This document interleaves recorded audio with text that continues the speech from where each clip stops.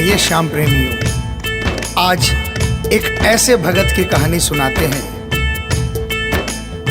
जो अपने व्यापार में इतना लीन था कि उसे दिन दुनिया की कोई खबर नहीं थी। उसे सिर्फ पैसा पैसा और सिर्फ पैसे के बारे में चिंता थी। उसके घर वाले, उसके परिवार वाले सारे परेशान थे कि सेठ कभी कहीं नहीं जाता, सुबह से लेकर रात तक हर समय पैसे में ही लिपटा रहता है। बहुत दिनों से उसके इष्ट मित्र उसे कहते थे कि तुम हमारे साथ कहीं चलो, अपने बच्चों को लेकर चलो, लेकिन सेठ कहता इसके लिए काफ़ी समय पड़ा है, अभी मुझे सिर्फ पैसा कमाना है। लेकिन एक दिन कुछ मित्रों ने बहुत जोर दिया कि 2 दिन की छुट्टियां हैं, हम खाटू श्याम जी के दरबार में जा रहे हैं, पूरे परिवार को साथ लेकर हमारे साथ चलो। और सेठ उनको ये बात मना नहीं कर पाया और बिना मन के वो उन परिवार वालों और इष्ट मित्रों के साथ खाटू के लिए रवाना हो गया। रास्ते भर वो अपने व्यापार की बातें करता रहा। उसे खाटू जाने की जरा भी इच्छा नहीं थी। लेकिन जब खाटू पहुंचा और बाबा श्याम के मंदिर में पहुंचा और जब बाबा से नजरें मिली, उसके होश उड़ गए। सेठ के परिवार वाले सारे दर्शन करके बाहर आ गए। वो सिर्फ 1 मिनट के लिए मंदिर में आया, लेकिन घंटों तक बाबा के दरबार में खड़ा रह गया। उसको होश नहीं रहा और वो बाबा की तरफ देखकर आंखें बंद करके आंसुओं की धार बहती रही और वो बाबा से मन ही मन बातें करता रहा। जब परिवार वालों ने उसे कहा कि अब चलना है, तो सेठ ने बाबा से कहा, प्रभु मुझे अब हर महीने 11 को अपने दरबार में बुलाओ। और ये कह करके वो बाबा के दरबार से वापस अपने घर को आ गया। 15 दिन बाद 11 आई। सेठ बहुत से लोगों को लेकर अपने साथ बाबा के दरबार में गया। ऐसे हर 11 को वो खाटू जाने लगे। लेकिन एक दिन जैसे ही वो सुबह 11 को घर से निकलने लगा, मुनीम ने कहा, सेठ जी कहाँ जा रहे हो? सेठ ने कहा, अरे मुनीम तुझे पता नहीं, आज 11 है, मुझे खाटू धाम जाना है। मुनीम ने कहा, सेठ जी आपको पता नहीं, आज बाहर के कुछ व्यापारी आने वाले हैं, लाखों का सौदा होने वाला है और वो व्यापारी आज रात को वापस इंडिया के बाहर चले जाएंगे। आपके पास तो मौका है, आप 11 की जगह मावस को खाटू चले जाना। सेठ के मन में ये आया कि हाँ, इसमें क्या फ़र्क पड़ता है, आज यहाँ व्यापार कर लेता हूँ, सौदा कर लेता हूँ, मैं खाटू मावस को चला जाऊँगा। और सेठ उस दिन खाटू नहीं जा पाया। 11 निकल गई, मावस आई, मावस को फिर कोई व्यापारी आ गया। उसके बाद फिर पूर्णिमा आई, फिर कोई व्यापारी आ गया और इसी तरह सेठ व्यापार में फिर उलझ गया। एक दिन रात को सेठ सोया तो उसके नींदों में उसे ऐसा आभास हुआ कि उसे कोई आवाज़ आ रही है और उसने बड़े ध्यान से सुना। उसे लगा खाटू वाले श्याम बाबा उसे कह रहे हैं, वाह रे सेठ, मैंने तो सोचा था कि मेरे दरबार में कोई बहुत बड़ा भूला भटका भगत आया है, लेकिन मुझे क्या पता था कि कोई भगत नहीं, एक सौदागर आया है और मुझसे सौदा करके चला गया। आज तू अपने घर में, अपने व्यापार में खूब खुश है, तू वहीं पर खुश रहे। और ऐसा कहकर वो आवाज़ बंद हो गई। सेठ की आंखें खुली, उसके मन में ग्लानि हो गई। उसने सोचा कि मैं आज ही खाटू धाम जाऊंगा। और वो जैसे ही खाटू के लिए निकला, रास्ते में एक्सीडेंट हो गया। सेठ की दोनों टांगें रह गई। अब सेठ अपने पैरों पर खड़ा नहीं हो पाया और उसके मन की मन में ही रह गई। सेठ बहुत तड़पता रहा। एक दिन सेठ अपने घर के दरवाजे पर बैठा, आंसू बहा रहा कि मेरा बुलावा क्यों नहीं आ रहा, मैंने इतनी बड़ी गलती करी, मुझे बाबा के दरबार से इतनी दूरी क्यों हो गई। इतने में उसके घर के सामने से एक डाकिया निकला। सेठ ने डाकिया को आवाज़ लगाई और कहा, ए डाकिया, तुम तो कलकत्ता, दिल्ली, बम्बई भक्तों का संदेशा लेकर जाते हो, लोगों के चिट्ठियां पहुंचाते हो। आज मेरी एक चिट्ठी, मेरा एक संदेशा मेरे खाटू वाले श्याम बाबा के दरबार में क्या पहुंचा दोगे? डाकिया ने कहा, सेठ मैं तो आजकल खाली रहता हूँ, जब से इंटरनेट का जमाना आया है लोग ईमेल पर ही चैटिंग कर लेते हैं, बताओ तुम्हारा क्या संदेशा है और कहाँ पहुँचाना है। और ऐसे डाकिया ने सेठ से कहा और सेठ ने डाकिया से कहा।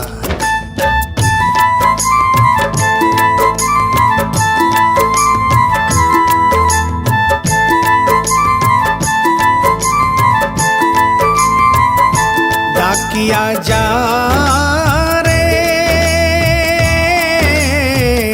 श्याम ने संदेशो दीजे, श्याम ने जाए तो कह दीजे, भगत थार दर्शन न तरसे। डाकिया जा रे।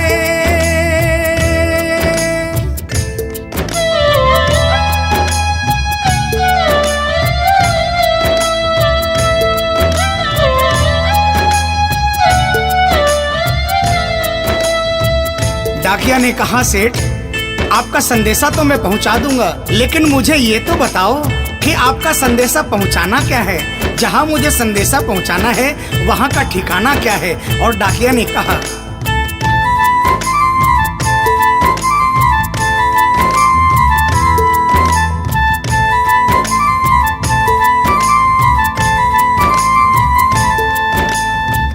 कौन से गांव थारो शाम बस्यो है, इतनो माने बता दे सेवक रे।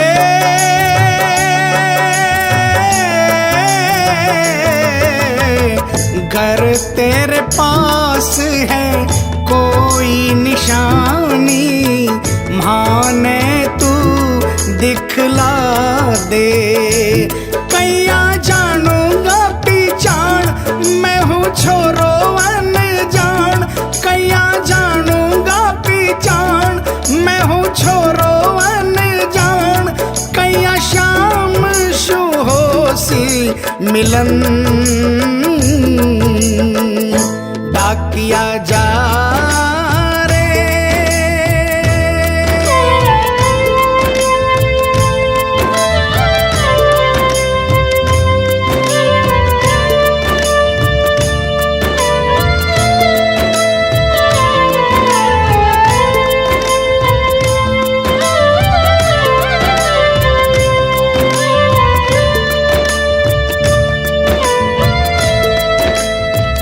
सेठ ने कहा, डाकिया मैं तुझे जिस जगह का ठिकाना बता रहा हूँ वहाँ ऐसा दरबार है जहाँ जो एक बार जाता है वो वहीं का हो जाता है। उस दरबार की खासियत है जो वहाँ पर पहली बार जाता है उसके काम बन जाते हैं। सुन वहाँ का ठिकाना क्या है।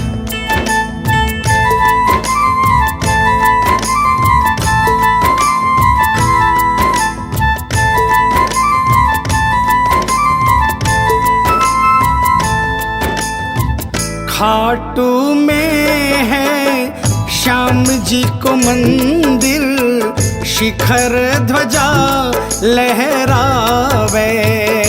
डाकिया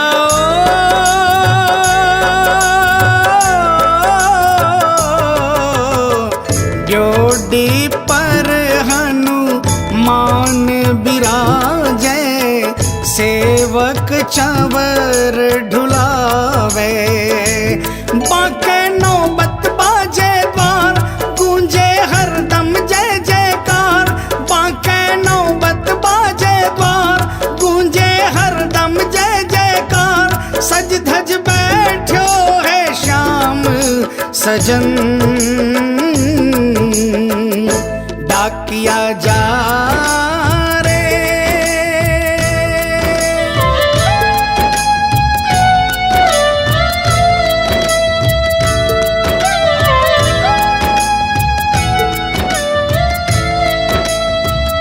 डाकिया सेठ जी के यहाँ से निकल जाता है और वो खाटू धाम के लिए प्रस्थान करता है।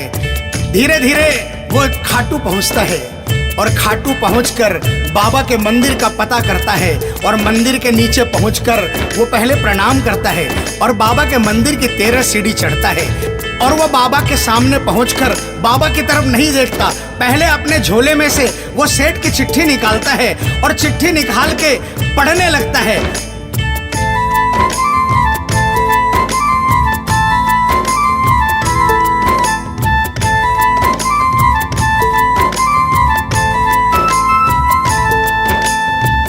पहुँच गयो दरबार श्याम के, बोलन लाग्यो संदेशो। बाबा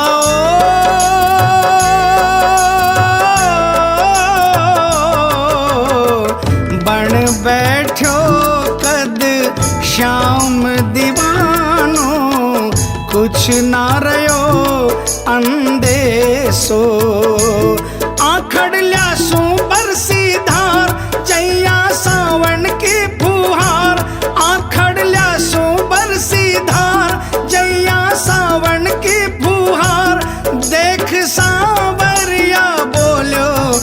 वचन, डाकिया जा रे।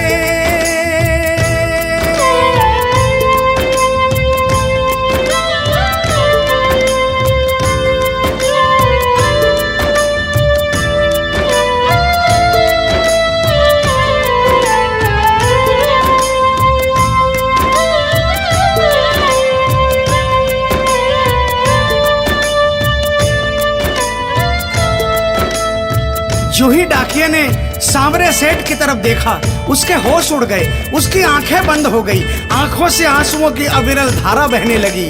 उसको ऐसा महसूस हुआ सपने में जैसे कि कोई श्याम प्रभु सिंहासन से उतर कर आ गए। उससे अपने गले से लगा लिया और डाकिया से कहा, कैसे हो डाकिया?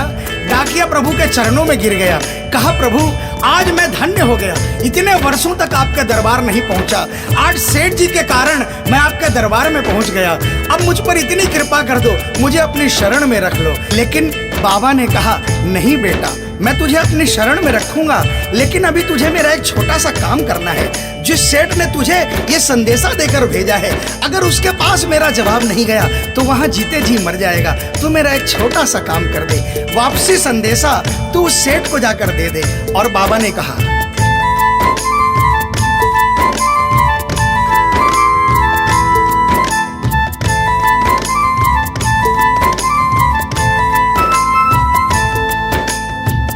कह दीजिए तू जाए सेवक ने तेरो बुलावो आसी। सेवक रे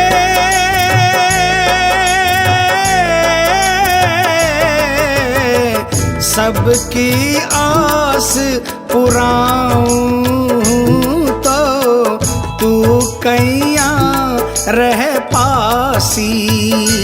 तेरी सारी जानू बात पूरी करशू मन की आस, तेरी सारी जानू बात पूरी करशू मन की आस। पर बढ़ा मेरे कानी कदम डाकिया जा रे। संदेशो सेवक ने दीजे, सेवकिया राह तेरी निरखे। संदेशो सेवक ने दीजे, सेवकिया राह तेरी निरखे। सेवक संदेश ने तरसे डाकिया जा रे।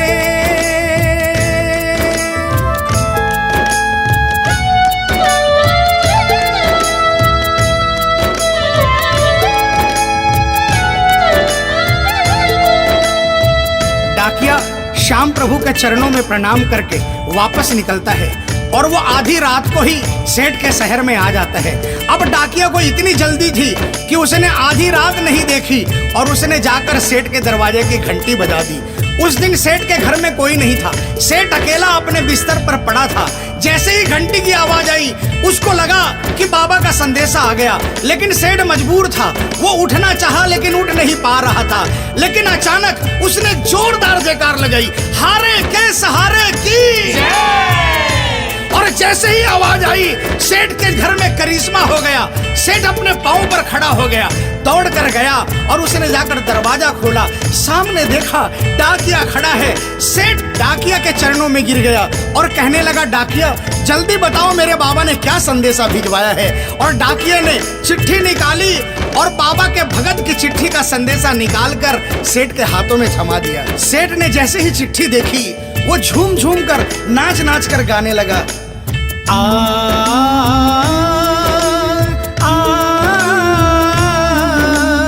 आ,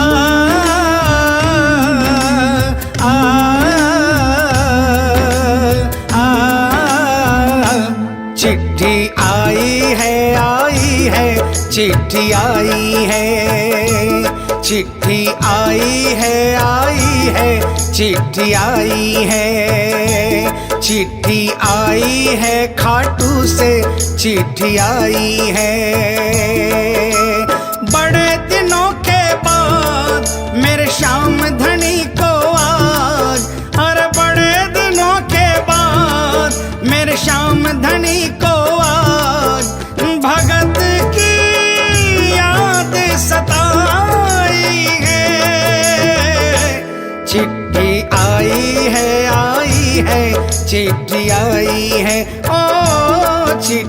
आई है, चिट्ठी आई है। सेठ ने वो चिट्ठी वापस डाकिया को थमा दी और कहा, डाकिया आप तो स्वयं बाबा से मिलकर आए हो, इसलिए बाबा का संदेशा अपने मुखारबिंद से मुझे सुनाओ।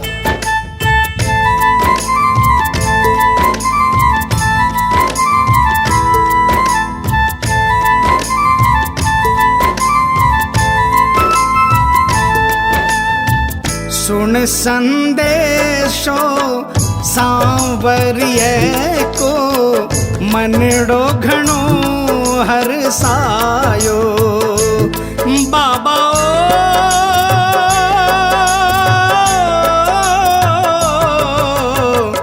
बंध गया पाँव में घूघरिया सा, मन को मोरियो गायो। म्हारो श्याम बड़ो दिलदार, हो जाओ लेवन ने तैयार। म्हारो श्याम बड़ो दिलदार, हो जाओ लेवन ने तैयार। महिमा गावे है कमल किशन, डाकिया जा। आप सभी श्याम प्रेमियों से जो कभी खाटू नहीं गए, जिन्होंने बाबा का नाम सुना है और जिन्होंने नहीं सुना, उन सबसे निवेदन, जो कभी खाटू नहीं गए वो एक बार हमारे बाबा श्याम के दरबार में पहुंचिए।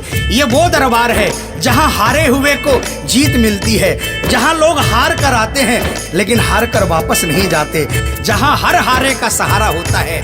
चाहे कैसा भी कोई क्यों ना आता हो, बाबा श्याम हर आने वाले को गले लगाता है, उसको काम पूर्ण करता है और उसे खुशहाल करके अपने घर को भेजता है। बोल खाटू नरेश की, बोल हारे के सहारे